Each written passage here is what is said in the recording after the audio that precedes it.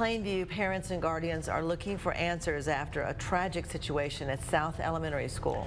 Parents protested outside the school district's administration building over sexual misconduct they claim happened inside a classroom. KCBD News Channel 11's Joshua Ramirez spoke with a family member of a 6-year-old student who claims another child forced her to perform those acts. Joshua?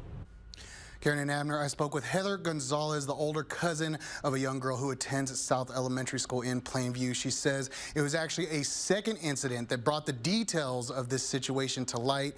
She and her family noticed strange behavior by the child. When they asked her what was wrong, she told them something no parent wants to hear. I feel like that's a basic right, that we should send our kids to school to be safe. Heather Gonzalez, the cousin of one of those students, says the district failed in that regard, creating a dangerous situation for her young relative. She says her family only caught on after a change in the girl's behavior. And she's in distress. She's like, my stomach hurts. I just want to lay down. You could tell something's wrong with her. And they said, well, what's going on? What happened? That's when the child told her cousin that a boy exposed himself to her in the lunch line at school. Unfortunately, that wasn't the most disturbing part of the 6-year-old girl's story.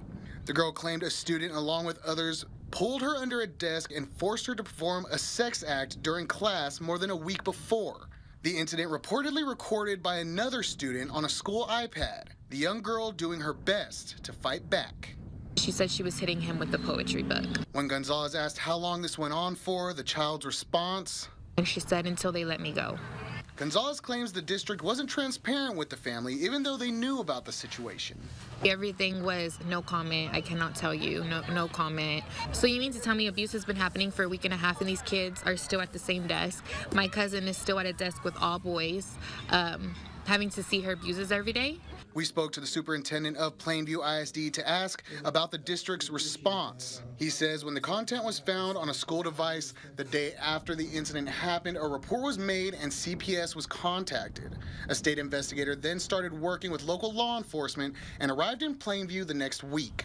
And he had asked that we hold confidentiality because he wanted to be sure that he was able to get the full story from each of the students, the minors that were involved in the situation. Now Sanchez hopes the parents and district can work together to find a solution that works for everyone. We hope to find a direction with him forward, definitely for the young people, and how we can help them heal and move forward. Gonzalez says with the students still attending South Elementary, the district should be doing more to protect other kids.